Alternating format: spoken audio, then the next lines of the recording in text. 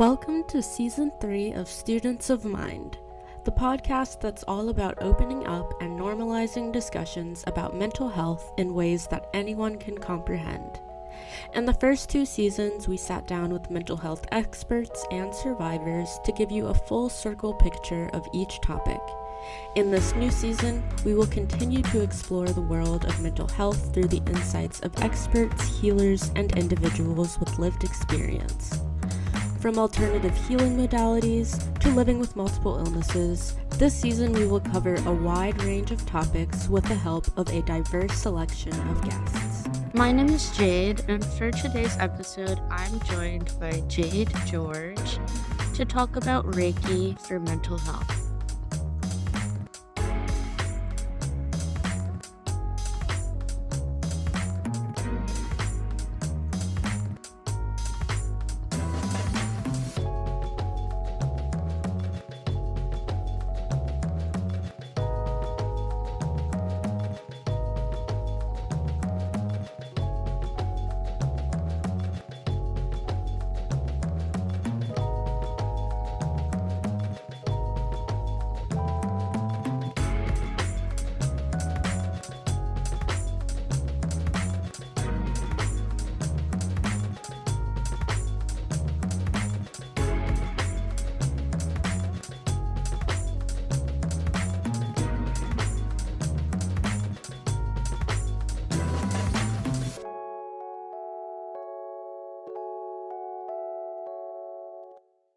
I hope by listening to the show, you're able to learn something new and gain some encouragement through hearing our experts and listening to the journeys of our guests.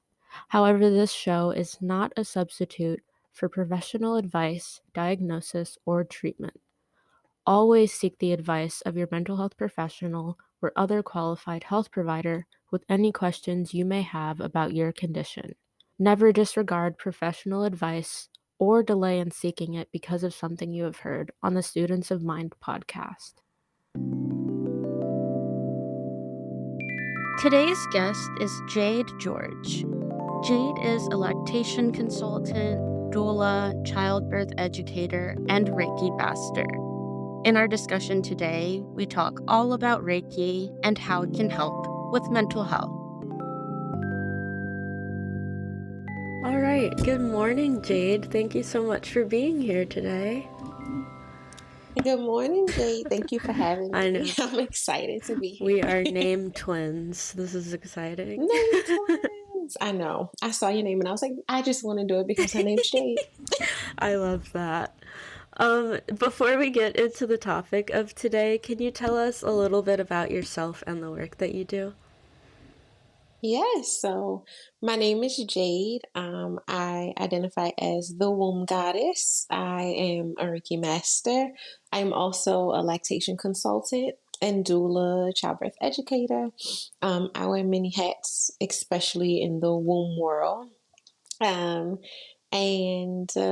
love what I do. I think that everybody should have experiences with womb work and Reiki and healing. Everyone should have lactation support. Everyone should have doula support. And so I'm just here to chat about some of those things. Thank you so much for having me. Of course. It's so interesting because my mom, when I was growing up, she was a lactation consultant. And she actually wrote a book called The Black Woman's Guide to Breastfeeding. And so when I was growing up, I was going to conferences and all of these events with her for lactation consultants and doulas and midwives. So I was in that community. Gosh, we have another I know, parallel. and my mom is a Reiki master as well. So crazy. Oh my gosh, I need to just come and visit you and your mom, and we can all For sure. do lunch because I would love to meet and chat with her. I didn't know that becoming a lactation consultant was an option growing up. To me, everybody talks about, doctors and lawyers and police officers and all of these things. Nobody was like, actually, you can help people breastfeed. So once I had my son who just turned 6 this weekend, I was introduced to breastfeeding, and then I was like, okay, this is something that I want to do. This is something that I want. I want other people to have the experience that I was able to have. That's beautiful. Yeah. The doula mama, midwife mama, lactation consultant mama relationship is so beautiful. So it's so cool that you're working in that space. Thank Yeah. you. We didn't even talk about that, which is so just such a parallel. I'm excited for this Yeah, me conversation. too. So today we're talking about Reiki, something that I think if you're in a specific space you know about, but outside of certain spaces it's not talked about much.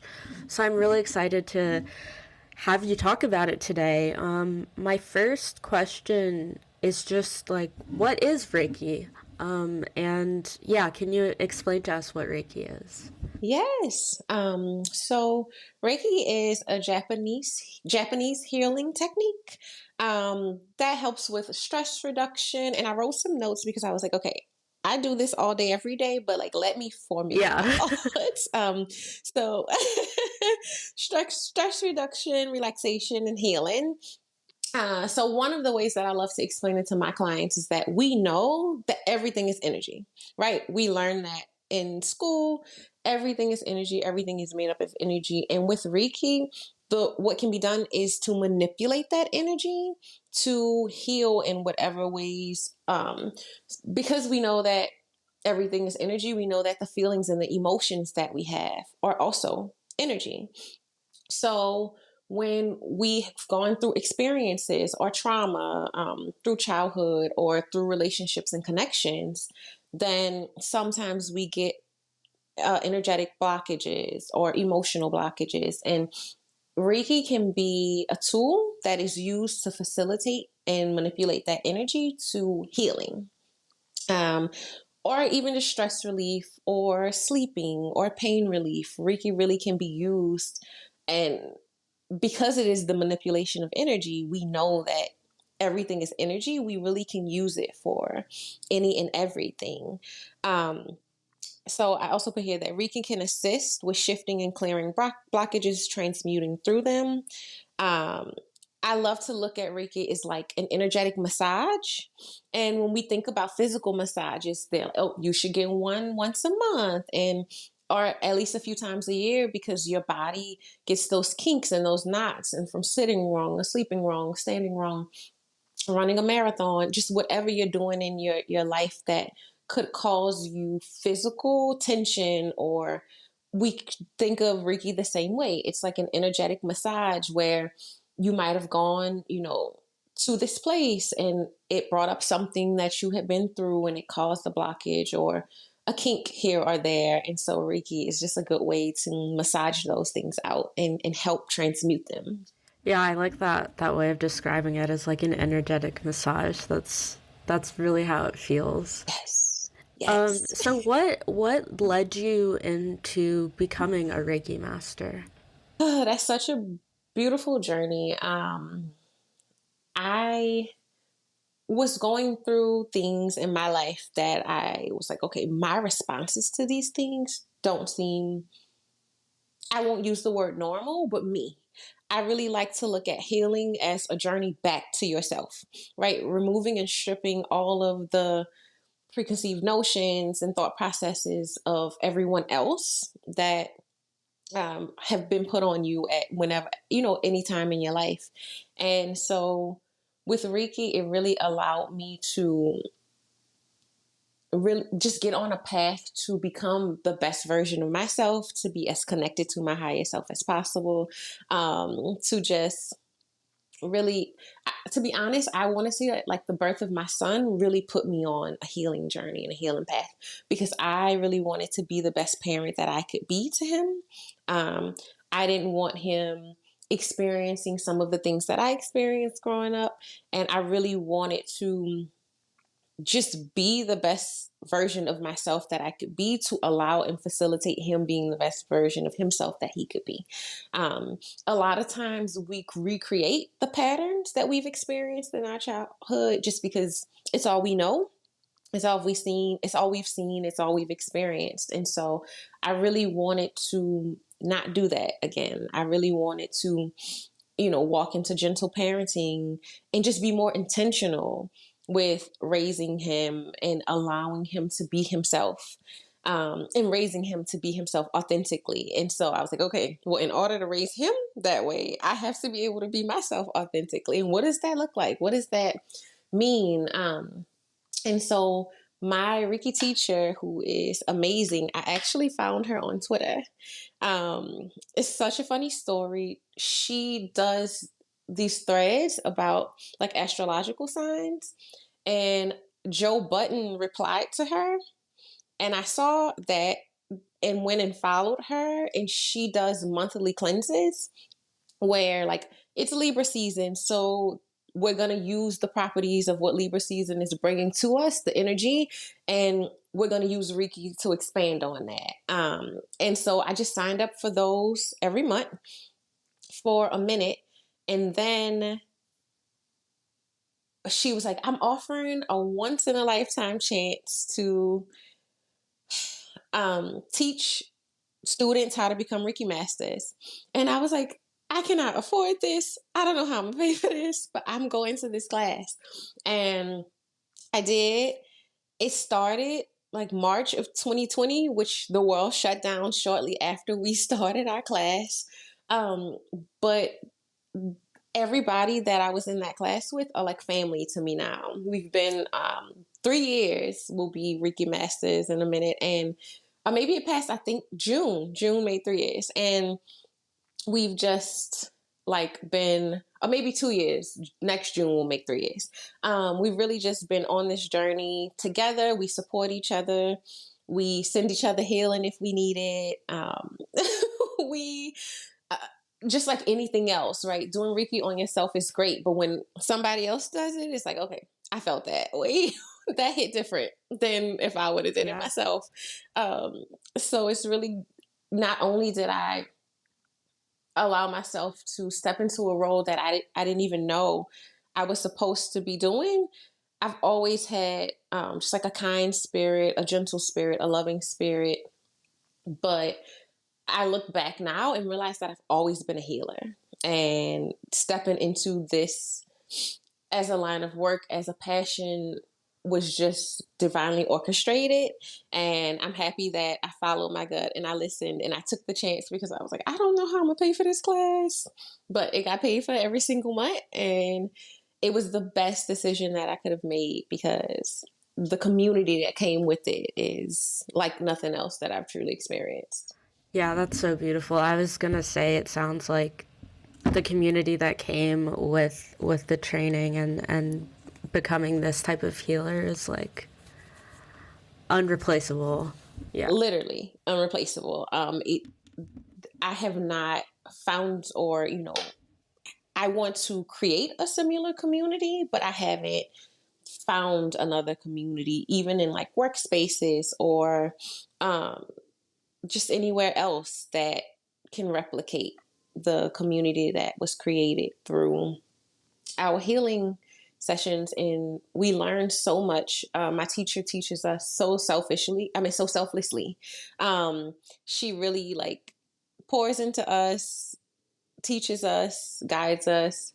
Yeah, it's been a beautiful experience. And if I did nothing right, I signed up for the class. I followed her first, and then I signed up for the class, and it's been on ever since. that's great. I love that.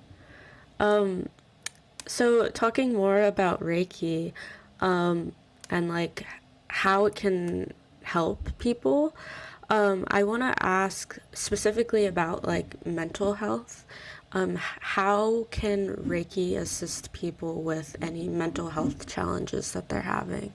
So Reiki is really good for anxiety, for things like depression, for perspective shifts. A lot of times I think about the way that we look at things and how we could look at things. And I was just having this conversation recently, where I just had someone that I was talking to, and there was a shift from like here to there, but because they were in the thick of it, they couldn't see it. And so being the person on the outside, I'm able to be like, okay, but actually you've shifted towards this direction, and no, you're not where you want to go. You're not at your end goal yet, but taking these small steps, doing Reiki consistently, like I think about it as an onion, and every time you do a session, one outer layer is peeled away. And so if you don't start, then nothing gets peeled away, right? Even using, different forms of healing, I feel like what I love about Reiki is that the effectiveness of it, like you literally can feel the shifts happening. You can feel your body responding, your energetic systems responding to the energetic shifts that are happening as the session's going on. And usually those shifts last about 2 weeks past the actual session, because you have to think, when you shift one thing, everything around it then starts to shift as well. So I personally use Reiki for grounding. Like I think about how often before becoming a healer, and even still now with being a healer, I find myself ungrounded. And when I'm ungrounded, my traits are I lose things very easily. I misplace things all the time. And it's like important things, like my car keys or like things I can't leave the house without. And so I remember I had like a traumatic situation, and then it wasn't to me, it was to someone really close to me. And so then I lost my car key in my car. It came off the key ring, and I literally, it took me 3 hours looking for it. I ended up having to get my car towed and having to get a new key made. And when I think back, I was like, I was so ungrounded. I was so ungrounded. And so some other grounding practices that are great for mental health are going outside and putting your feet in the grass and feeling the earth and feeling the ground. Really just like paying attention to all of your senses, like naming one thing you can smell, one thing you can see, one thing you can hear, one thing you can taste, one thing you can feel, and really just allowing yourself to be back into your body. But one of the my teacher teaches us spiritual hygiene. So it's something that, I don't really know that, many people do, but for us it was ingrained into our trainings, because you don't want to be energetically sloppy. You don't want the things that you might be experiencing as a healer, as you're manipulating this energy for one of your clients, to get on them. You don't want what they're going through to get on you. So really creating boundaries and layers between you and the session to get, effective while not transferring energy. And one of the things that we start off with every time is grounding. Really grounding your client, allowing them to be physically present in their body, because a lot of times we drift. We drift mentally. We're going through something. We're in our heads a lot. And so really bringing yourself back to being present in your body is something that really can help with mental wellness, because it just allows us to be back present, right? Like not in our heads, not thinking about what's coming next, what happened before, where we're going, what we're doing, how we're getting there. What am I doing now? And how can I be present in this moment? And I feel like Reiki, especially the way that I do it, involves grounding you and allowing you to be present and physically in your body, to get out of your head as much. Then it gives you a clearer perspective of like, okay, where is this going? How am I getting there? Here are some things that came up in your session. Here are some tools, some crystals, things that can work for you that will allow you to navigate where you're going or where you want to be or where you're coming from a lot easier. That's just, it is great. It leads right into my next question. I was going to ask, like, if someone was coming to get Reiki for the first time, like, what should they expect? What is a session like? Yeah. So a Reiki session is a relaxing experience. It is a hands-off experience. So in any session, you will not be touched physically. Usually hands hover above the body, but no physical actual touch. If I have a personal relationship with my clients, like I'm doing a friend and I have a personal relationship with them, like I had one client that was a friend of mine and I felt called to like rub her hair, like you know how your grandmother used to do when she was putting you to sleep, like that was what came up in the session. And so I felt comfortable doing that with her because we had a personal relationship outside of me just doing a session for her. But for the most part, it should be a completely hands-off experience. Reiki can also be done long distance. So you do not actually need to be present. The energy can be manipulated across any time dimension. So wherever you are, if I'm doing a long distance session, I always ask my clients to lay down and cut on something relaxing for them. I have had a client who finds guitars relaxing, and so I've sent her like an 8-hour guitar stream on YouTube to relax to. I have some clients where like birds and rain sounds are relaxing, and so I'll send them something just to help them and help facilitate as least distractions as possible. If we're in person, I'll set that environment as well. I'll light an incense and have it going close by.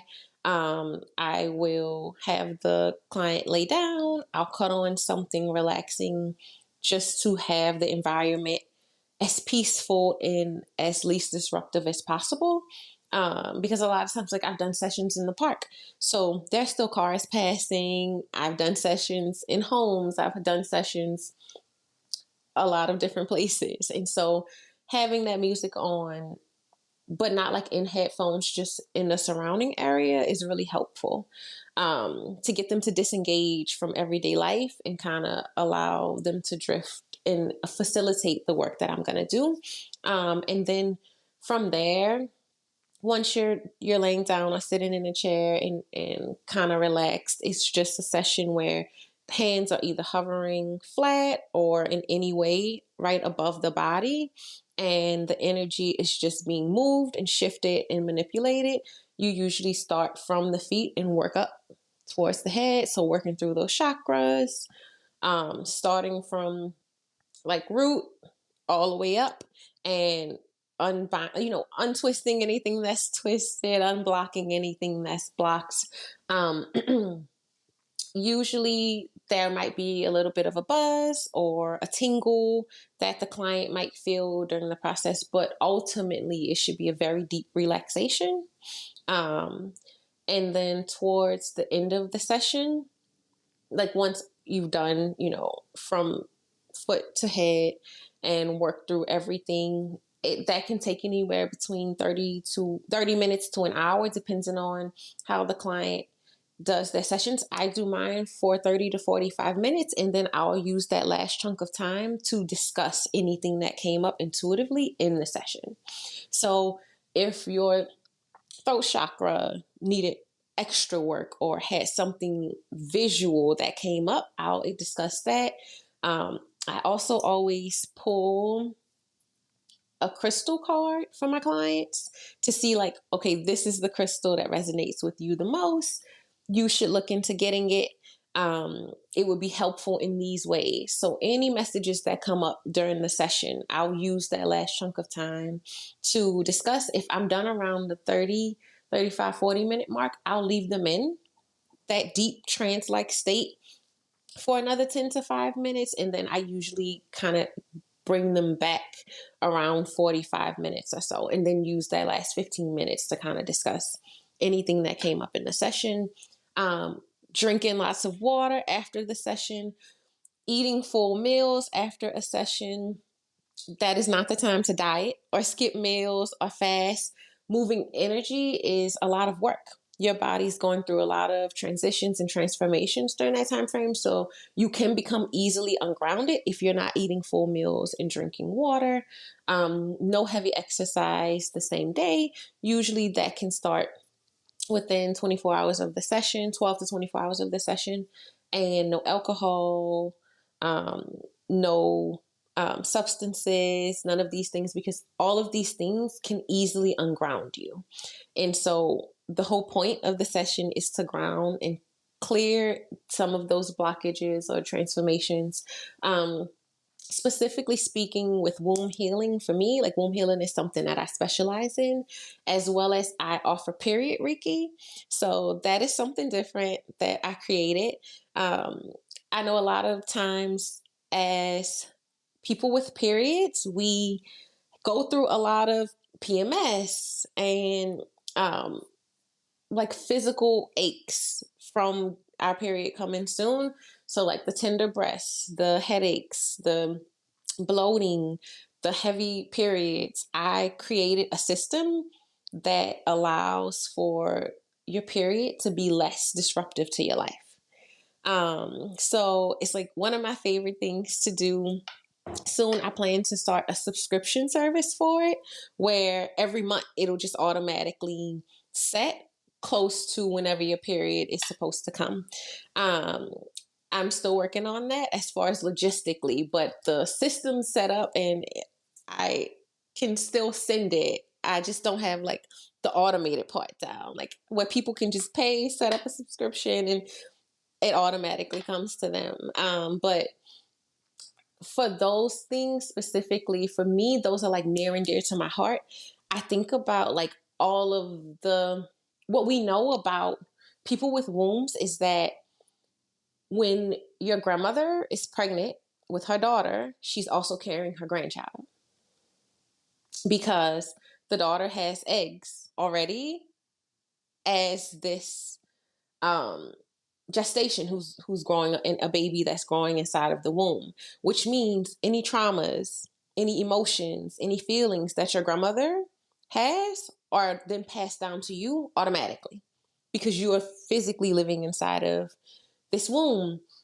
And so when I think about ancestral healing and womb healing, it's really like off top 3 generations deep, right? Just like as soon as you walk out the door. And then from there, even getting deeper, these are the things that come up for me when I think about womb healing and why I specialize in it and why it's so important to me, because what are we passing down to our grandchildren, right? How are we changing this narrative in the direction that our lineage and our legacies are going? And this is one of the ways that I love to contribute to that. Yeah, that's so amazing. I've never heard of this type of like Reiki work specifically focusing on that area, so that's really cool. And I love how you like open up space after a session to talk about what came up. I think that's so valuable. Like I know in Reiki sessions I've had, having that addition to it would have probably been so beneficial for me. So yeah, it's so cool hearing all of the things you add to your process to make it more like holistic. It really sounds like a holistic process. It is. It's, to me, it's a really intimate experience. Like you are trusting me as this person to guide, shift, and manipulate this energy for you. And so I want to make sure, I cherish that. I cherish it as the intimate space that it is. And so I want to make sure that you also have space to share what your experience was, how it felt for you, what came up for you during this time frame. And we kind of work together to talk about next steps. I even give the crystal recommendation, and I also give 5 affirmations to my clients, just as something for them to carry forward with, to keep them, again, a little bit more grounded, a little bit more present, and allow them to kind of really mentally work towards whatever we were working on in the session. That's really beautiful. I one last question about Reiki. I wanted to ask if there's, in general, like, are there certain people who you recommend Reiki for? Or does it just depend, like, where a person is in their life? I think that there's nobody that I don't recommend Mm. Reiki for. I love doing Reiki on my pregnant doula clients with permission, obviously, because ethics. And I really love doing that. Like, I love doing Reiki literally from like conception through postpartum. To me, it makes for a better experience for pregnancy, a better experience for labor, a better experience postpartum. I also love doing Reiki. Infants can receive Reiki. My son gets Reiki all the time. He's like, "What are you doing over there? What are you doing to me?" And I'm like, "I just need you to calm down. It's getting close to bedtime. I'm gonna need you to get ready to go to bed." So there's nobody that wouldn't benefit from receiving Reiki. Even, like I said, we are all born with some ancestral history. We are all born with something that we're carrying that probably doesn't belong to us. And so I am thankful that I know what I know, because I can start him way earlier, on giving him the tools and the things that he needs to be able to process life, because life is hard. It is hard. And so I really just look at all of these things as tools to be able to navigate, cope, deal with, and get through our experiences in life and be the best versions of ourselves that we can be. So there is not a soul that I would say doesn't deserve Reiki. There are times animals can receive Reiki. So sometimes I'm like, that dog looks sad. I'm going to send that doggy some Reiki. You can't. Yes, doggy, here you go. Because that looks sad or tired. Like animals who look tired, or I mean, I don't do this all the time, because also doing energy work takes energy from me. So if I'm doing it all day, then I'm depleting myself, which is why it's so important to make sure that when you are setting up your prices for doing Reiki and being a healer, I am tired. Like, I have done all of these things to manipulate this energy in this way. And so now I need to replenish myself.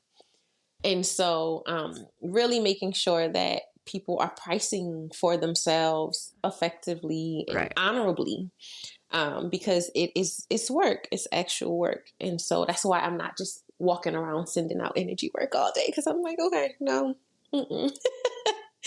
But everybody should get Reiki. Yeah, I love that, because my next question is about self-care, and I know that as anyone working who works with like one-on-one, it's really important to have that self-care incorporated. So this is a question that I'm asking everyone this season, because I've just in the past year have had to take a lot of time for self-care and have really realized the importance of it. And so I just want to ask, what is one thing that you do each day to maintain your mental wellness? I love this question. I am such a person who loves a conversation in a flow. So I really didn't like think about it too hard, because I was like, I really want to answer it genuinely. One of the things that I have incorporated into my daily routine are card pulls. So I am not a huge tarot person. To me, tarot is like a language to understand, and I haven't learned that language completely. I have like bits and pieces of it. So I have 1 to 2, I have 3 to 4 decks that I pull from every single day. And they're all not tarot decks, but why can't I think of the name of them? Oracle decks. I had to look at it. They're all just like different oracle decks. Like, one's a moon one. One's a really cool one that is like the rebel deck, which tells you off every time you get a card. It's called the Oracle with an Attitude. it can be rude sometimes, but sometimes I need that. Sometimes I need like that reality. Everything's not always rainbows and sunshines and sparkles. And sometimes I need to hear like, you need to get off the sofa and go work out. And I'm like, okay, I'm going now. So that deck does a really great job at um just giving me that realism. So I'll do every morning, I'll do just a setup of like, okay, 4 moon cards, and then 3 of the rebel, and then 1 of like an affirmation deck that I have. And I'll just allow that to guide my day. Like one time, um, I got a card and it said something like, "Oh, your commitment's being tested." And then I had something happen that day that was like, "Oh, you didn't get approved for this thing that you were trying to accomplish or achieve." And I was like, "Ah, okay, this is what we were talking about this morning.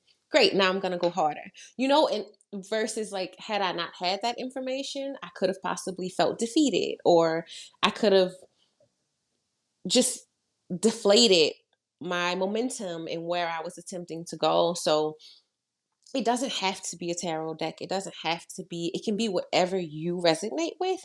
But just waking up first thing in the morning, even before I get my son up, and just doing a quick lighting an incense and doing a quick pull of whatever cards I feel called to that day, and just being like, okay, let's see how this goes. And then sometimes I even take the time out to write about it in the evening, to be like, okay, this came into play in these ways. It's something that has been something that I didn't know that I needed. And now that I've been doing it, it's been really helpful to me. And just again, another tool that I use to guide myself and keep myself going and motivated, or sad if that's what I am that day, or whatever I am, but making space to allow myself to be whatever it is that I'm feeling. Great. Yeah, I love that. I also, I used to pull cards to help with journaling. So I love that sometimes you journal after, because that can be so transformative. Yeah. Yeah. That was something else that I was doing. One of my Reiki Master community members, she told me about it. It's called brain dumping, where as soon as you wake up in the morning, you just write whatever is in your head. And what it does is it gives you a clean slate to allow you to have more intentional and productivity during the day, because all of the random thoughts that are floating around in your head now they have a space to exist.